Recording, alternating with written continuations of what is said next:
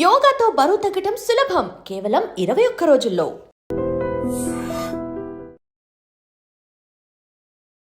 Welcome to I dream media.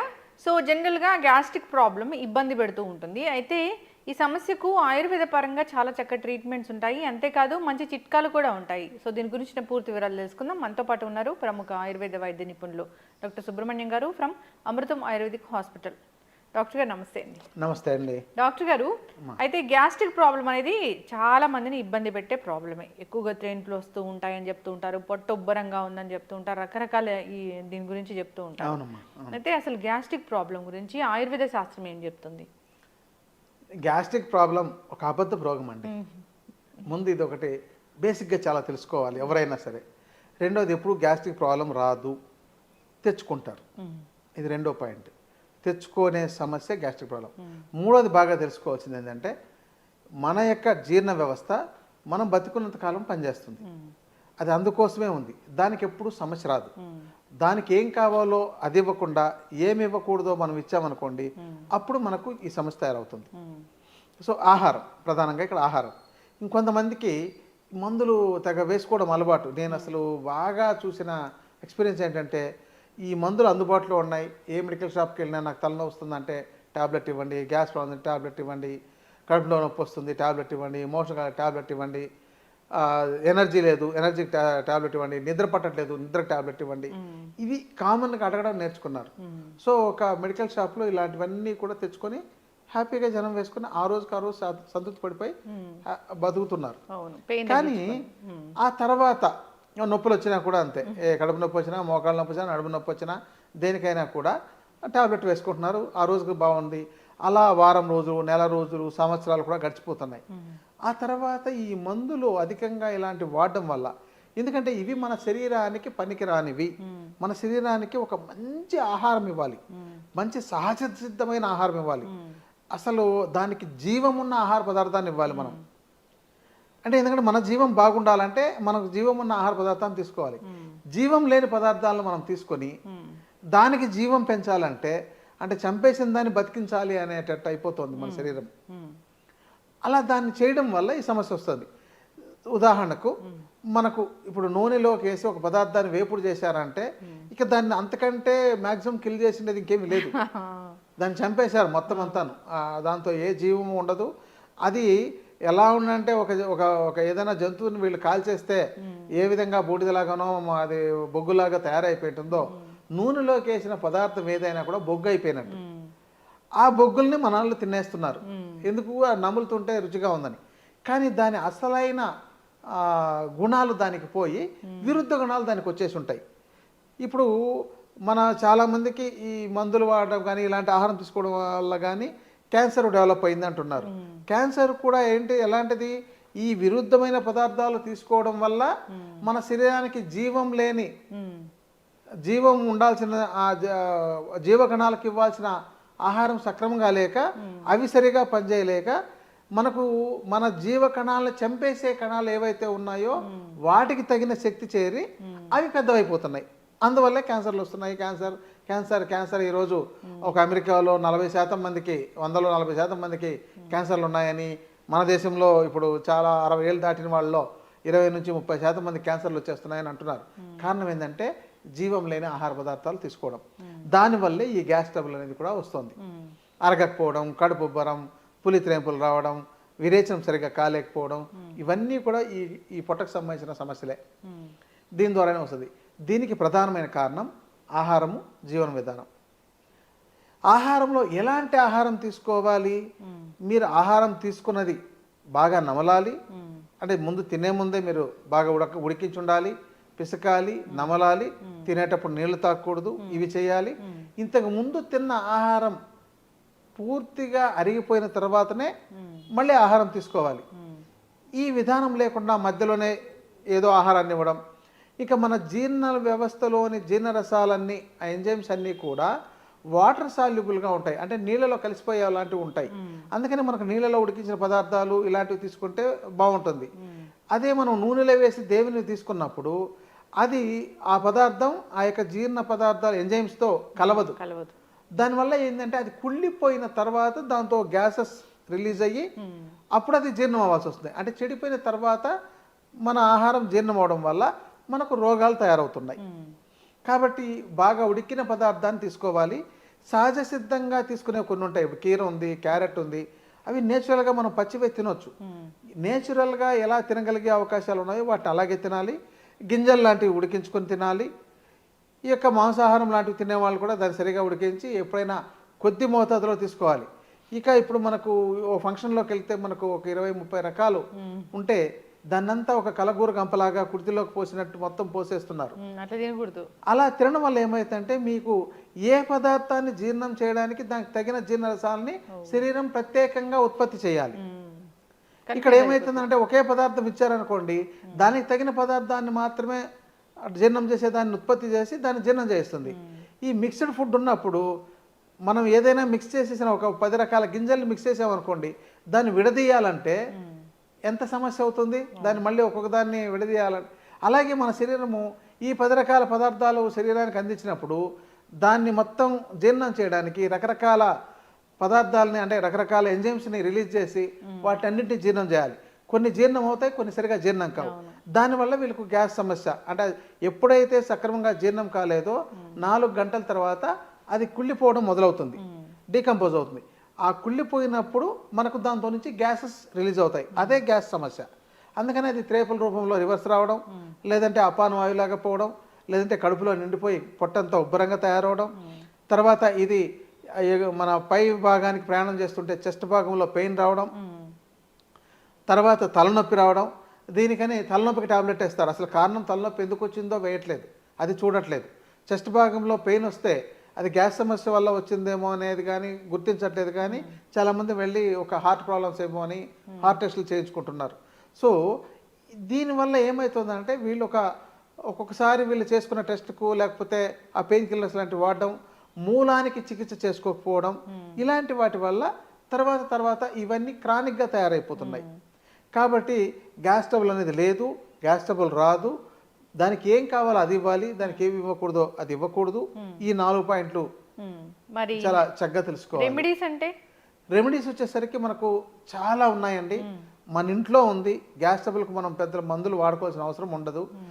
మనకు జీలకర్ర దగ్గర నుంచి, వాము దగ్గర నుంచి, సోము దగ్గర నుంచి, మిరియాలు, సొంటి ఇలాంటివన్నీ కూడా పనిచేసేవే. ఇవి చాలా అద్భుతంగా తగ్గిస్తాయి. వాటిని వంటల్లో కూడా ఇప్పుడు సక్రమంగా వాడుకోవట్లేదు. ఎందుకంటే రెడీమేడ్ పేస్ట్ తెచ్చుకుంటున్నారు, అల్లం వెల్లుల్లి పేస్ట్ అని, లేకపోతే ఈ యొక్క మిరియాల పౌడర్. ఇప్పుడు మిరియాల పౌడర్ని వీళ్ళు తెచ్చుకుంటే దాంతో కల్తీలు ఉంటున్నాయి. సో వీటి వల్ల ఇంకొన్ని రకాల సమస్యలు వస్తున్నాయి. ఎందుకంటే మిరియాలు చాలా కాస్ట్లీ ఉంది, 600, 700, 1000 రూపాయల దాకా ఉంది. మంచి క్వాలిటీది కావాలంటే 2000 రూపాయలు కూడా అవుతుంది.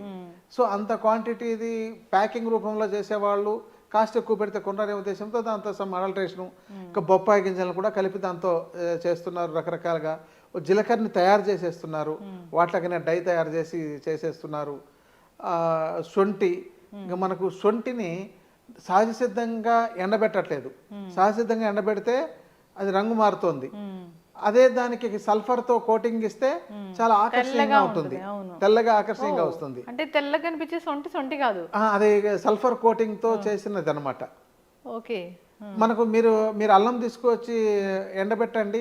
అల్లం ఎంత బాగా ఎండబెట్టాలంటే మనం సున్నపు నీళ్ళలో ముంచి ఆ సున్నం అంతా పేస్ట్ లాగా దానికి అతుక్కొని ఉన్నప్పుడు దాన్ని అలా ఎండబెట్టాలి. కానీ అంత పని ఎవరు చేయరు. ఎందుకంటే అంత సున్నం తీసుకొచ్చి అంత క్వాంటిటీ దానికోసం పెట్టాలంటే ఇప్పుడు సున్నం కూడా కాస్ట్లీ అవుతుంది. కాదు డాక్టర్ గారు, ఇప్పుడు సొంటి తయారు చేసుకోవాలంటే అల్లం తీసుకొచ్చి సున్నంలో ముంచి ఎండబెట్టాలి. సున్నం పేస్ట్ లాగా దానికి అతుక్కున్నట్టు ఉండాలి. దాన్ని తీసి ఎండబెట్టండి, అప్పుడు మీకు అల్లం బాగా తయారవుతుంది. మరి తర్వాత అదే ఆ సొంటి తయారవుతుంది. అది కాస్ట్ అయిపోతుంది బల్క్లో. ఇప్పుడు చాలా మందికి మార్కెట్లో బల్క్గా పండించే వాళ్ళకి అది చేయలేరు కాబట్టి దీనికి సల్ఫర్ ఒక 80 నుంచి 100 రూపాయల కేజీ దొరుకుతుంది. దాన్ని తీసుకొచ్చి డిజాల్వ్ చేసిందో దాన్ని కోటింగ్ దాంతో మొత్తం ముంచి ఆరబెట్టేస్తే తెల్లగా బాగా మంచి కండలుగా చూడడానికి చాలా ఆకర్షణీయంగా తయారవుతుంది. అసలు సొంట అంటే మొత్తం డ్రై అయిపోయి బక్క చిక్కిపోయిన అల్లాన్ని సొంట అంటారు. ఇప్పుడు సొంట అట్లా ఉండట్లా మీరు అన్నట్లు. అవును, అంటే మీరు సున్నంతో చేస్తే అలాగే వస్తుంది, కానీ కొంచెం చిక్కిపోయినట్టు అవుతుంది. మీరు సహజ సిద్ధంగా ఎండబెట్టారనుకోండి బాగా ఎండిపోతుంది. ఇలా దాన్ని ఏమంటారంటే కుంచుకుపోయినట్టు తయారైపోతుంది. కానీ ఇప్పుడు చూడండి, మనకు పంజా ఇట్లా అరచేతి ఎలా ఉందో ఇట్లా ఉన్నట్టు వస్తుంది. ఇదన్నీ సల్ఫర్ కోటింగ్తో చేస్తున్నది. ఇప్పుడు సల్ఫర్ 1 కిలో తీసుకుంటే 1 టన్ను దానికి చేయొచ్చు, కానీ సల్ఫర్ డేంజర్ మనకు.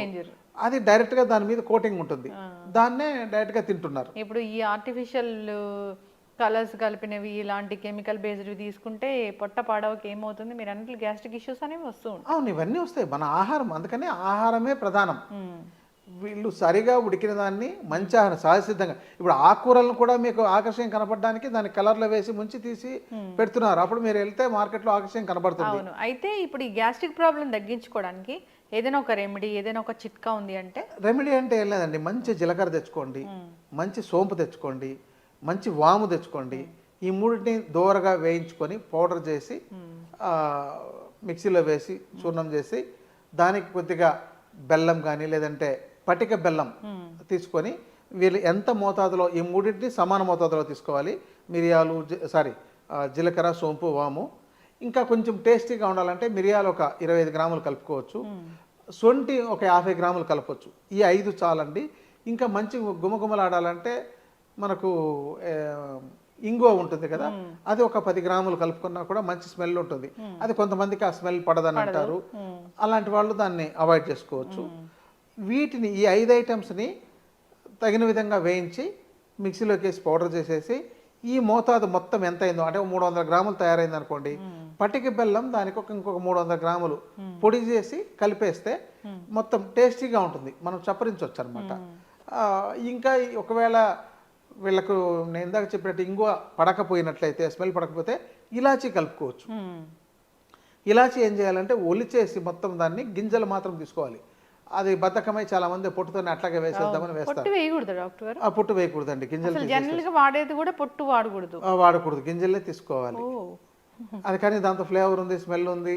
ఇప్పుడు టీలో వేస్తుంటారు, అట్లాగే కొట్టి వేసేస్తుంటారు, చాలా చోట్ల మనం చూస్తాం. అలా కాకుండా ఇలా ఫ్లేవర్గా వేసుకోవచ్చు. ఇది ఇలా తయారు చేసి డబ్బాలో పెట్టుకుని రోజు ఉదయం, మధ్యాహ్నం, సాయంత్రం 1 చెంచా 2 చెంచాల దాకా, అంటే ఒక్కో పూటకు 2 చెంచాలు చప్పరించవచ్చు, అంటే 3 పూటలు.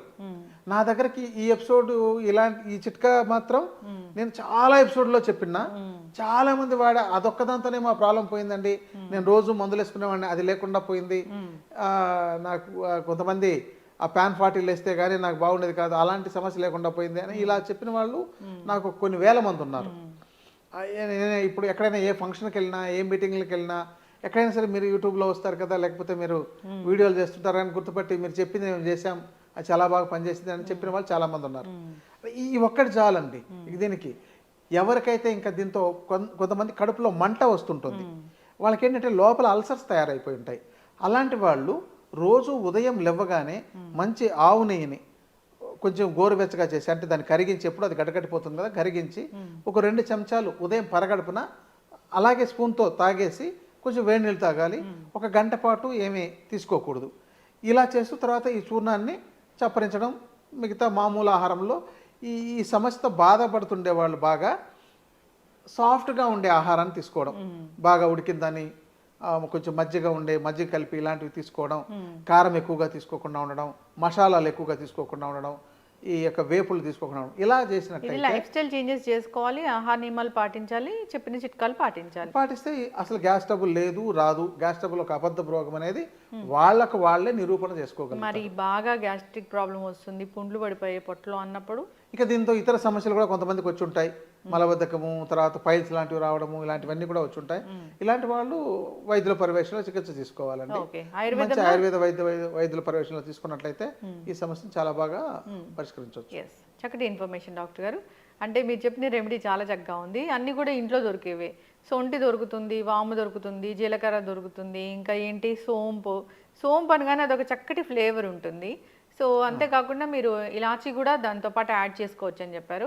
అంటే జనరల్గా మన వంటిల్లే ఔషధశాల అని చెప్తూ ఉంటారు, వాటిలో ఎన్ని రకాల ఆరోగ్య ప్రయోజనాలు ఉంటాయి అనేది ఇంకా తెలియని విషయమే మనందరికీ.